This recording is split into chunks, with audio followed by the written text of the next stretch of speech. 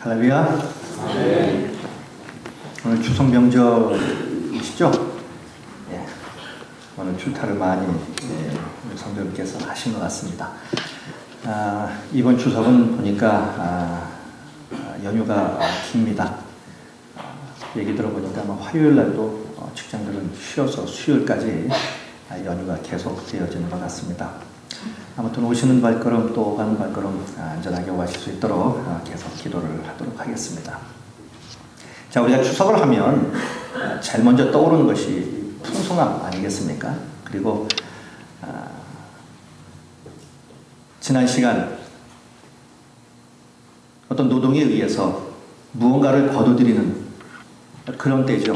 그래서 그 무언가를 우리가 결과물을 받으면서 작든 많든 그거에 대한 어떤 감사하는 마음을 갖는 때, 그때가 바로 이 추석이 아닌가 싶습니다. 그래서 우리 민족은 대대로 풍성한 추석을 맞이하게 하신 것을 감사하면서 추석을 우리의 표현, 기독교식으로 표현을 하면 추수감사절로 이제 지키지 않나 싶습니다. 자, 그런데 우리의 현실은 또 어떤가 싶어요. 더도 덜도 말고 한가위 보름달이 같아라 이렇게 풍성했으면 좋겠는데 참 저희들의 삶이 그렇지 못한 형편은 또 아닌가 싶습니다. 벌써 2012년도 4분의 3이 지났습니다. 어떻게 지내셨습니까? 2012년 처음 시작하시면서 무언가 또 기대하시고 그래 2011년보다는 좀 낫겠지 하고 시작을 하셨는데 또 정말 그렇게 우리의 기대만큼 풍성한 삶을 지금 살고 계십니까? 아니면 어쩌면 더 어려운 시간을 보내고 계시는 것은 아닙니까? 아직도 풀리지 않는 문제도 있고 내 인생의 어떤 진로의 문제, 생업터가 불안해서 늘 노심초사하는 그런 마음, 자녀들의 미래, 그리고 또 우리 젊은이들 같으면 직장 문제, 또 여러 가지 많은 청춘들이 갖고 고민해야 할 그러한 고민들이 또 많이 있죠. 명절이 되면 이제 이런저런 이제 가족 또 이제 그 일가 친척들을 저희들이 만나죠. 만나면 오래간만에 만나니까 이제 소식도 궁금하고 어떻게 살았는지도 궁금해서 이런저런 질문을 많이 합니다. 그런데 질문하지 말아야 될 질문도 있습니다. 결혼 정년기가 꽉 차서 있는 청년들한테 언제 결혼하냐? 아주 힘들죠. 아주 힘듭니다. 그리고 또 지금 고3 아이들한테 너 어느 대학 갈 건데? 아주 힘듭니다. 아주 힘들죠. 직장 때문에 고민하고 있는 젊은이들한테 또 어디 들어갈 건데? 아주 힘듭니다. 그러니 질문하지 마시고요. 있으시는 마음으로 기도해 주시면 좋겠습니다. 그래서 내년도에는 누구를 데려오든지 아니면 좋은 데를 갔다고 이야기가 들리든지 아니면 좋은 회사에 취직을 했다든지 이런 이야기가 내년도에는 들을 수 있도록 그렇게 기도해 주시면 좋지 않나 싶어요. 어떻게 보면 특별히 우리 젊은이들한테는 명절이 더더욱 힘든 시기가 아닌가 싶습니다. 자, 이러다 보니까 우리의 삶에 이 감사가 좀 넘쳐야 되는데 특별히 이 추석을 맞이해서 우리가 감사를 생각하는 이러한 절기 때에 오히려 더 감사가 풍성해야 되는데 우리의 삶에 감사가 더 적어지는 그러한 형편은 아닌가 싶어요. 그래서 오늘 본문에 나오는 바울의 형편을 보면서 저희들이 이 추석을 맞이해서 좀 감사가 회복되는 그러한 일들이 좀 일어나기를 바라면서 오늘 말씀을 좀 같이 나누길 원합니다. 오늘 본문에 나오는 바울은 지금 로마로 호송 중에 있습니다. 그가 탄 배에는 바울뿐만 아니라 다른 죄수들도 있었고요. 그리고 그 죄수들을 호송하는 군인들, 그리고 이 배는 무역선이었기 때문에 무역을 하는 그러한 상인들이 또 그 배에 타고 있었어요. 그 당시에 무역을 하는 사람들은 돈이 많아가지고 거기서 얼마를 떼서 자기가 이렇게 물건을 사고 팔고 하는 이런 것이 아니라 이제 물건을 이제 살 때는 소위 말해서 투자를 합니다. 돈을 꾸든 해서 자기 전 재산이든 물건을 잔뜩 사가지고 그 물건을 배에 싣고 다른 나라에 가서 거기서 다른 물건과 바꾸든 돈으로 팔든 해서 무역을 합니다. 그래서 이 사람들은 빨리빨리 움직여야 돼요. 배가 이쪽 배에 가서 여기서 물건을 팔고 또 여기에서 특산물을 사가지고 또 다른 곳에다 또 팔고 또 거기에 특산물을 사서 다른 곳에 팔고 이것이 빨리빨리 움직여야 돈이 돌았다는 거죠. 그런 무역을 하는 상인들도 거기에 타고 있었어요. 그런데 갑자기 풍랑이 일죠.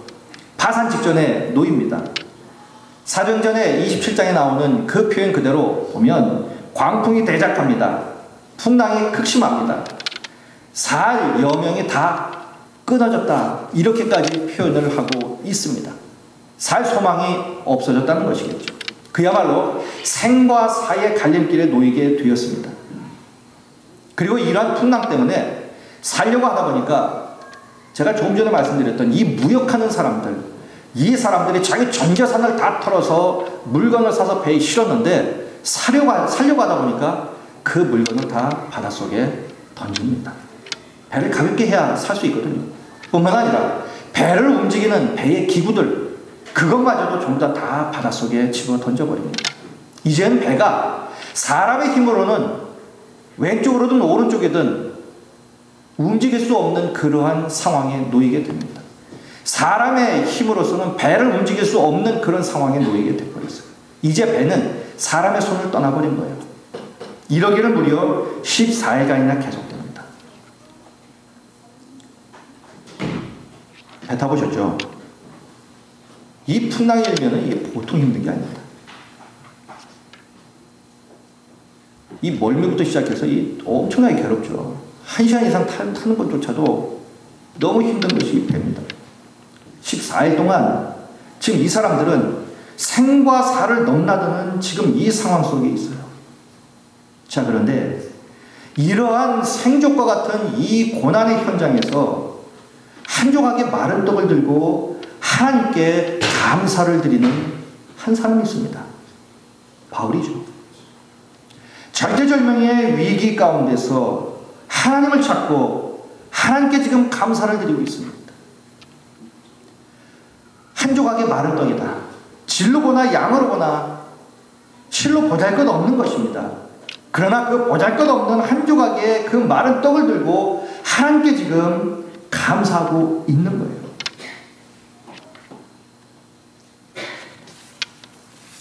한 치의 앞 생명을 예측할 수 없는 이 풍랑 속에서 감사하고 있습니다. 여러분, 일반적으로 이 감사라고 하는 것은 부족한 것이 좀 넉넉해졌을 때에, 약한 것이 좀 강해졌을 때에, 잃은 것을 좀 찾았을 때에, 어떤 것이 생겼을 때에, 바라던 것이 이루어졌을 때에, 이때 하는 것이 감사 아닙니까? 그런데 오늘 본문에서 지금 바울이 하고 있는 이 감사는 오늘 보면 앞에 있는 18절의 말씀처럼 그들의 재산인 화물을 다 잃은 후에, 전 재산을 다 잃어버린 후에 드리고 있는 감사라는 거예요. 배를 움직이는 기구, 살 소망, 구원의 방편, 바로 이것을 다 잃어버린 후에 사람의 힘으로는 아무것도 할 수 없는 그 지경에 놓인 그 상황에서 하나님 앞에 드린 감사했다는 것입니다. 살 여망이 다 끊어진 그 상황에서 드린 감사했다는 것. 그렇기 때문에 참된 감사라고 하는 것은요, 무엇을 내가 잃었느냐, 무엇을 내가 얻었느냐 하는 차원의 문제가 아닌 거예요. 그렇게 하는 것이 감사가 아니라는 겁니다. 내가 하나님 안에 있다. 하나님이 나의 하나님이다. 하나님이 나와 함께 하신다. 이것 자체가 감사의 원인이라는 거예요.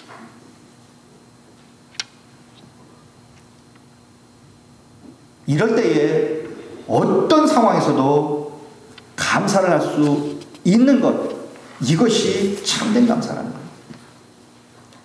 바울은 7장 20절에 나오는 말씀처럼 구원의 여망이 다 사라진 절망적인 고난 중에 감사했어요. 또 27절의 말씀 보니까 14일간이나 먹을 수 없을 만큼 고난이 극심한 중에 감사했다는 것입니다. 이러한 감사는 무언가가 채워졌기 때문에 수동적으로 하는 감사가 아닙니다. 성경에 보면요, 우리의 인간의 의지를 발동하여서 능동적으로 해야 하는 몇 가지가 있습니다. 사랑해라. 이것은 수동적으로 하는 것이 아니에요. 그 누군가가 나를 사랑해 주기 때문에 나도 사랑해야지라고 하는 그 수동적인 사랑이 아니라는 거예요. 사랑은 능동적인 행위의 표현입니다. 내가 의지적으로 해야 하는 거예요. 이것이 바로 성경이 가르치는 사랑입니다. 뿐만 아니라 감사도 그런 거예요. 감사도 환경과 조건에 따라 하는 것이 아니라 의지적으로 하는 겁니다. 환경을 초월하여 조건엔 상관없이 내가 의지적으로 감사해야지 하면서 하는 것이 감사라는 거예요. 능동적으로. 바울은 모든 것을 다 잃은 상황, 이제는 더 이상 살 여망이 끊어진 이 상황에서조차 그는 능동적으로, 의지적으로 정말 보잘것없는 마른 떡 한 조각을 들고 하나님 앞에 감사하고 있는 겁니다. 이처럼 우리 역시 어려운 역경 중에도 하나님 한 분으로 조건 없는 감사를 드릴 수 있을 때에 우리의 삶에도 감사로 인한 기적은 나타납니다. 특별히 오늘 본문은요, 코로 숨쉬고 사는 그 자체를 감사하고 있어요. 지금 오늘 본문에 나타난 이 상황에서 감사의 조건을 찾는다면 과연 무엇일까요? 이 상황을 아무리 머릿속으로 상상을 해도 감사의 조건을 찾을 수 없는 그런 상황. 찾는다면 딱 하나. 아직까지 숨을 쉬고 있다는 것 하나예요. 아직까지 목숨을 부지하고 있다는 것이에요. 그런데 그것이 감사의 이유였다는 거예요. 화물은 다 잃어버렸어요. 전 재산을 다 잃었습니다. 이제 살 소망인 배를 움직이는 배의 기구도 전부 다 잃어버렸어요. 이제는 내 손으로 나의 생과 사를 결정할 수 없는 이 상황에 놓인 거예요. 세상 사람들의 말에 의하면 이제 운명에 맡길 수밖에 없는 이 상황이에요. 그런데 한 가지, 아직도 살아있다는 거예요.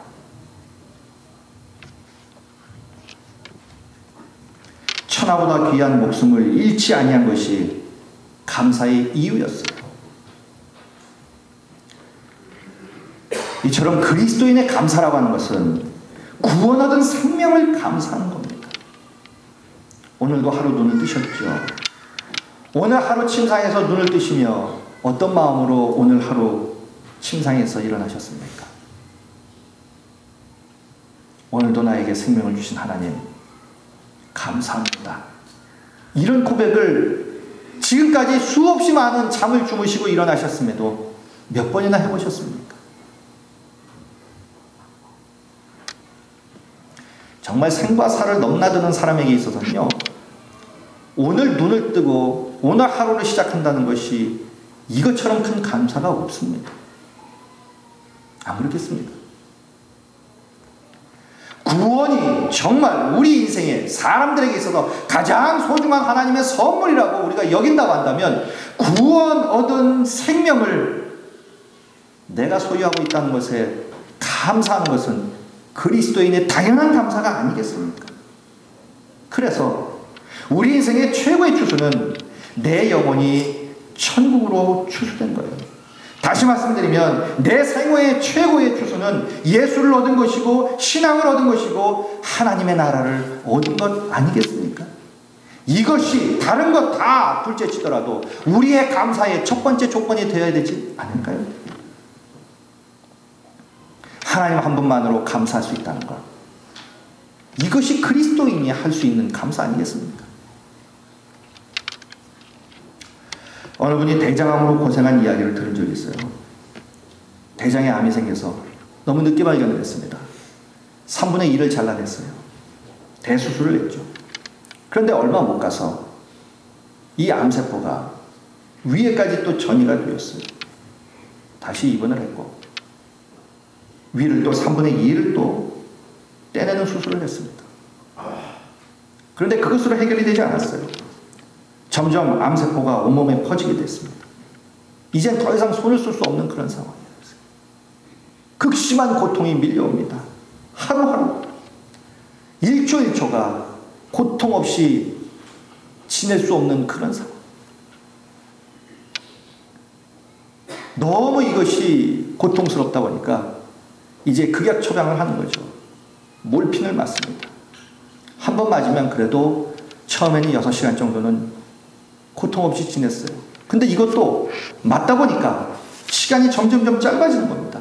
이제는 1시간이 멀다 하고 주사를 맞지만 그때뿐이에요. 조금 지나면 다시 온몸에 밀려오는 그 고통 때문에 이루 말할 수가 없는 거예요. 고통이 온몸에 밀려듭니다. 그 고통을 덜어줄 방법이 없는 거예요. 몸을 뒤척이면서 암세포 때문에 온몸이 빼짝 말랐죠. 그 빼짝 마른 두 손을 끼고 하나님 앞에 매달려 호소를 합니다. 그러나 견딜 수가 없는 거예요.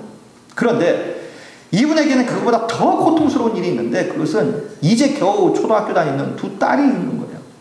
가장으로서 그 딸, 자기 와이프를 놔두고 두 눈을 감을 수가 없는 거예요. 그것이 더 고통스러운 일입니다. 이러한 현실 속에서 울 수밖에 없는 그런 상황. 자기 힘으로는 어떻게 할 일이 아무것도 없는 이 상황. 이 상황에서 이 사람이 할 수 있는 유일한 것, 우는 것밖에 없는 거예요. 하나님 앞에 매달려 울고 기도하는 일밖에 없는 거예요. 어느 날 목사님이 신방을 갑니다. 가보니 침상에 엎드려서 기도를 하고 있는 거예요. 이런 기도를 하고 있더라고요. 하나님 정말 아픕니다. 정말 괴롭습니다. 제가 죽는 일에 대해서는 두렵지 않습니다. 구원을 내가 받을 수 있느냐 없느냐 이런 것 또한 내가 의심하지 않습니다. 그런데 어린 것들을 생각하면 더 살고 싶습니다. 내가 가장인데 아직도 초등학교 1, 2학년인데 쟤네들을 두고 간다는 것이 너무나 가슴 아픕니다. 쟤들을 생각하면 더 살고 싶습니다. 그러나 이런 아픔과 고난 때문에 주님을 향한 저의 감사가 사라져버리지 않게 해주시옵소서. 이런 상황이지만 내 입술에서 하나님을 향한 원망과 불평은 나오지 않도록 해주시옵소서. 보니까 고통 때문에 눈물 때문에 이 인상은 다 이그러졌어요.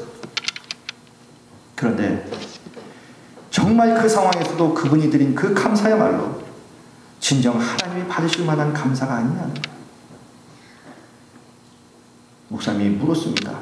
집사님, 기도하니까 어떤 생각이 떠오르시던가요? 목사님, 제가 기도하는 중에 하나님이 이런 마음을 저에게 주시더라고요. 네가 그토록 아끼는 내 딸 못지않은 독생자를 내가 너를 위해서 보냈다. 목사님, 제가 처음에는 너무너무 힘들고 아파서 울었는데 지금은 제가 그 예수님 때문에 웁니다. 예수님을 얻었다는 이 사실 때문에, 그 예수님 때문에 내가 구원받았다는 이 사실 때문에, 지금까지 은혜로 살았다고 하는 그 은혜 때문에 제가 이제 그 예수님 때문에 제가 옵니다. 그렇다면 우리들은 이런저런 다른 조건이 아니라 하나님 앞에 나올 때마다 이런저런 어떤 조건을 가지고, 이런저런 그 어떤 요구를 가지고, 그 어떤 명세서를 가지고 나가는 우리가 아니라 단지 우리 예수 그리스도 하나님 한 분만으로, 내가 하나님 앞에 나갈 때에 그 예수님 한 분만으로 내가 정말 눈물 흘릴 만큼 그렇게 감사해 본 적이 과연 있으십니까? 다른 것 다 떠나서 그분 한 분 때문에 내 눈에 눈물이 나고 내 심장에 감격이 벅차올라서 하나님 앞에 감사하지 않을 수 없는 이 감사의 고백을 드려본 적이 있으십니까?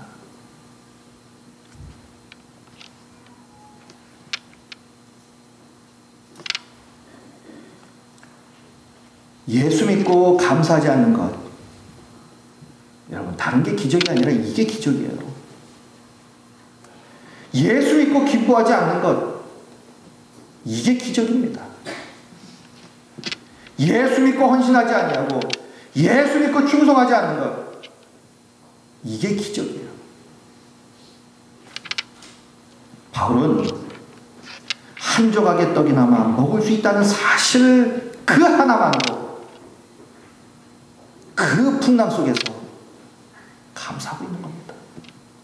풍랑이 잔잔해진 것도 아니에요. 그들의 목적지에 도착한 것도 아닙니다. 풍랑은 여전했어요. 여전히 힘듭니다. 여전히 살 소망은 없어요. 여전히 모든 것을 다 잃은 상황이었습니다. 그 상황에서 감사하고 있는 거예요. 14일간 먹지 못했던 처지에서 이제는 이 떡 한 조각이라도 먹을 수 있는 상황이 되었을 때에 하나님 앞에 감사하고 있습니다. 이것이 하나님의 은혜입니다 하고 감사하고 있는 거예요. 바울의 감사는 이런 감사였습니다. 두 친구가 있었습니다. 한 친구는 늘 입만 열면 불행하다고 스스로 자학을 하는 그런 친구. 다른 친구는 입만 열면 늘 행복하다고 스스로 자부하는 그런 친구가 있었어요. 늘 나는 불행하다고 생각하는 친구는 항상 입만 열면 이런 얘기를 해요. 나는 부모 복도 없고 아내 복도 없고 직장 복도 없고 돈 복도 없고 사람 복도 없고 왜 이렇게 찌질이도 복도 없고. 이것이 그 사람의 레파토리였어요. 그러던 어느 날 늘 행복하다고 고백하는 그 친구 집에 한번 찾아가 봤어요. 도대체 저 친구는 무엇 때문에 저렇게 행복할까? 분명히 내가 없는 것이 있을 거고 나보다 큰 집에 살 거고 나보다 환경이 좋을 거고 그럴 거야. 가봤더니 그에게는 구집세가 다른 부모님 그대로 살아계세요. 예쁘지 않은 아내, 자기보다 직장도 못해, 가보니 집도 형편없어. 행복할 거리라고는 하나도 없는데 도대체 자네는 뭐가 그렇게 행복한가? 그러자 이 친구가 이 늘 불평 많은 이 친구를 데리고 길 건너에 있는 병원에 갔어요. 먼저 수술실 앞에 갔습니다. 사랑하는 사람들이 수술을 받고 있는 그 시간에 밖에서 초조히 기다리고 있는 그 가족들의 얼굴을 봅니다. 얼굴에 초조함이 그대로 배어있는 거예요. 어떤 분들은 머리를 숙여 기도하고 있는 사람, 어떤 사람은 우는 사람, 빨리 수술이 끝나기를 기다리는 사람, 수술 시간이 넘었는데 안 나와서 너무너무 초조한 사람. 병실에 갔습니다. 투병하고 있는 사람들이 웃음을 잃고 다 누워있는 거예요. 이곳저곳에서 끙끙 앓는 소리가 납니다. 링거를 끌고 휠체어를 타고 다니는 사람들이 병원에 보입니다. 이제 지하로 내려갑니다. 병원의 지하에 뭐가 있습니까? 영안실이 있잖아요. 여기저기에서 우는 소리가 떠나질 않습니다. 병원에서 나오면서 늘 행복하다고 고백하는 그 친구가 묻습니다. 남들에게 없는 건강이 있고 나를 걱정해주는 가족이 있고 작지만 내 집이 있고 그래도 내가 내일 힘들든 쉽든 높든 낮든 내일이면 내가 일하러 갈 일터가 있다면 어찌 행복하지 않을 수 있을까? 이 말에 늘 불평만 하던 이 친구가 많은 깨달음을 얻었습니다. 사랑하는 성도 여러분, 사람들은 그래요. 늘 나에게 있기 때문에 늘 그것이 또 나에게 있어야 한다고 생각합니다. 다른 사람이 있기에 나도 있어야 된다고 생각해요. 늘 있기 때문에 감사한 줄 모른다는 거예요. 늘 건강하니 건강이 소중한 줄 모르는 거예요. 늘 먹고 소화시킬 수 있는 그러한 위의 튼튼함과 건강이 있으니 그것이 소중한 줄 모른다는 거예요. 어느 분이 이랬답니다. 어느 집안에 애가 태어났어요. 애가 태어났는데 그 애에게 축복을 했는데 이렇게 축복을 했답니다. 잘 먹고 잘 살아. 그랬더니 그 엄마, 뭐 그렇게 말합니까? 그런데 그분에게는 그것이 진짜 축복인 줄 알고 그렇게 얘기했어요. 왜입니까? 그분에게는 인생에 어떤 경험이 있었냐? 먹지도 못하고 배변을 못하는 그 고통이 뭔지 그분은 알았어요. 그 고통이 무엇인지 아는 분은 그 축복이 어떤 축복인지 알아요. 너무 흔하지 않습니까? 아무 생각 없이 우리 때 되면 왔다 갔다 해요. 화장실 들락달락 합니다. 그러나 거기 가서도 고통스러워하는 사람이 있어요. 늘 있으니 소중한 줄 모르는 거예요. 우리가 이 자리에 있는 것도 감사해요. 지금 내 맥박이 뛰고 있는 것도 감사합니다. 연휴가 끝나면 다시 일하러 갈 곳이 있는 것이 감사해요. 내가 무언가 지금도 꿈을 갖고 무언가 내가 비전을 갖고 내 미래를 위해서 무언가를 하고 있다는 것이 감사해요. 내가 아직까지 무슨 소망을 갖고 무엇을 인생을 내가 계획하고 있다는 것이 이것이 감사해요. 오늘 본문에서 주목해야 할 사실은 배에 있는 276명 모두가 그 장면을 보며 같이 그 떡을 먹으며 한마음으로 감사했다는 거예요. 자, 그리고 이러한 감사가 끝난 이후에 어떤 일이 벌어집니까? 기적이 일어나요. 배에 기구가 하나도 없었음에도 불구하고 그들이 탔던 배는 멜리데 섬에 도착을 합니다. 무인도가 아니에요. 무인도에 갔다 오면 다 죽었겠죠. 멜리데 섬에 가서 그 원주민들의 환대를 받습니다. 거기서 잘 먹고 잘 쉬고 잘 지내고 정비를 다시 해서 그들의 목적지를 향해서 갑니다. 감사는 언제나 이렇게 기적을 만들어요. 유대광야에서 예수님이 떡 한 조각을 들고 하나님께 축사하니 오병이어로 5,000명이 먹고 12광주리가 남는 이 놀라운 기적이 일어나잖아요. 이처럼 감사는 언제나 기적을 만들어 낸다는 거예요. 뿐만 아니라 감사는 삶의 변화도 가져다 줍니다. 늘 부정적인 사람이 긍정적인 사람으로 바뀌는 비결은 감사밖에 없어요. 감사밖에 없습니다. 감사를 잘하는 사람 치고 부정적인 사람은 없어요. 입만 열면 감사를 하는 사람 치고 부정적인 사람은, 절망적인 사람은 없습니다. 이런 사람은 이 바울이 처한 이 살 여망이 다 끊어진 이 상황에도 감사할 수 있다면 이 사람은 정말 긍정적인 사람이잖아요. 삶의 변화도 가져다 줍니다. 그래서 존재 자체를 감사 존재로 바꿔버린다는 거예요. 바꿔버린다는 거예요.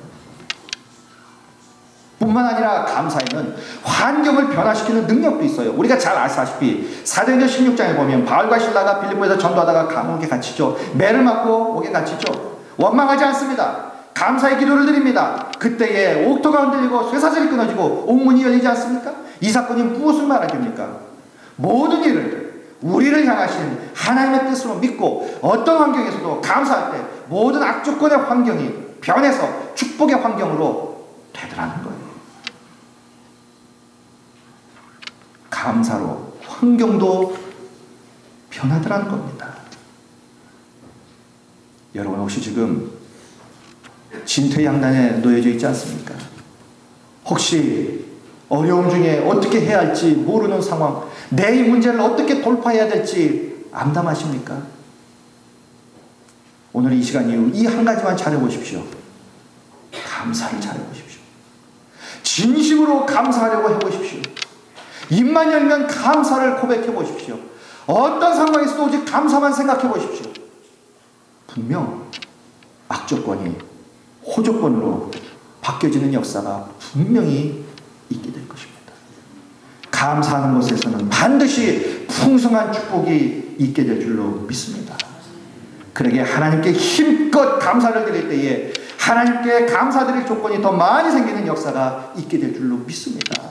믿음의 열쇠로 하나님의 창고를 열면 영생을 얻습니다. 헌신의 열쇠로 하나님의 창고를 열면 능력을 얻어요. 그리고 감사의 열쇠로 하나님의 창고를 열면 축복을 얻게 되는 줄로 믿습니다. 그래서 범사에 감사하라, 이 말이 성도가 축복받는 직통로입니다. 직통로. 범사에 감사하라. 그래서 범사에 감사하며 사는 것, 이것이 우리를 향하신 하나님의 뜻인 거예요. 여러분, 그리스도인은 어떤 사람입니까? 도대체 그리스도인은 어떤 사람입니까? 그리스도인 하면 어떻게 규정이 되어야 합니까? 모진 풍랑 한가운데서도, 살 여망이 끊어진 이 상황에서도 마른 떡 한 조각을 들고 감사합니다 하고 감사할 수 있는 사람, 이 사람이 그리스도인 아닙니까? 불평거리로 가득 찬 내 삶이지만 그 상황 속에서도 그 상황을 뛰어넘어 감사할 수 있는 사람, 이 사람이 바로 그리스도인 아닙니까? 우리는 이런 사람들을 가리켜서 그리스도인 이렇게 말합니다. 여러분, 요즘같이 어려운 시대에 우리 모두가 다 오늘 이 예배 시간을 시작으로 진정으로 감사를 시작할 수 있다면 우리 가정에, 우리의 사업에, 우리의 삶에 반드시 기적의 역사는 분명히 일어날 줄로 믿습니다.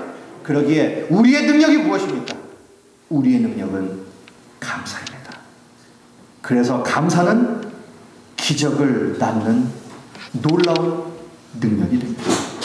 그러기에 이 감사의 능력으로 불황을 극복하고 감사의 능력으로 인생의 문제를 극복하여서 반드시 우리의 삶의 승리의 깃발을 휘날리며 사시는 축복의 주인공으로 사시는 우리 모두가 되시기를 주님의 이름으로 간절히 축원드리겠습니다.